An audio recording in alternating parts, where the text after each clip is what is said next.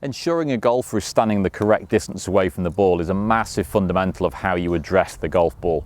Now, it would be really simple if I could just say, take a measurement from the golf ball to your tiptoes and make sure it's 2'6" or 3 feet or whatever that might be. But unfortunately, that's impossible to do because every club that we have in the bag is a slightly different length and therefore needs a slightly different setup.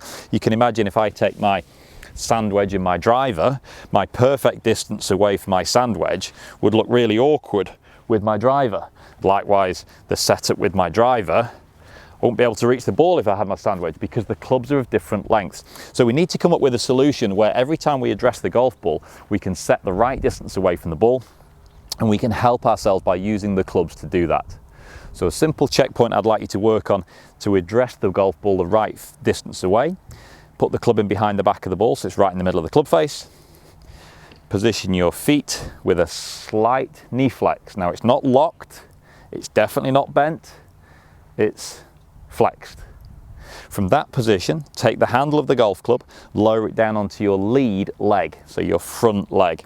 As I drop that down, it lands just 2 inches, or a couple of fingers underneath there is a good way of measuring the 2 inches as well. So a couple of fingers just underneath there, above my lead kneecap. So from the front on here, I drop that down onto my front leg, couple of fingers, couple of inches above my lead kneecap, and I'm at a good distance away. If I was too far back, that would miss my knee. If I was too close, it would land up nearer to my pocket, miles away from my knee, and I'm too close.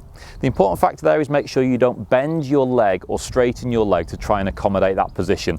So we sometimes see golfers in this position, they're too far away, it's going to miss their knee, so they bend their knee and they go, look Pete, that's perfect, I can see that, it's right in the right place. Yeah, but you've bent your knees to get there.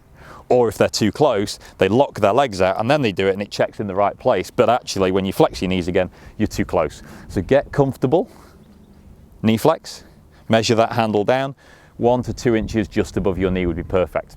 Then if I take a shorter club, set that up, measure that down, I'm now closer to the golf ball. I'm going to keep my front foot here just for a quick check.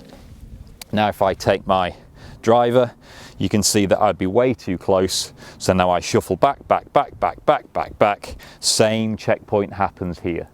And therefore, if I was to take the longest club and the shortest club in the bag, the way I address the ball, my hand position can be largely similar as long as I understand that the ball position changes. So one is further away from me, one is closer to me. Both clubs land in largely the same place on my front leg, and therefore my hand position is largely the same each time as well.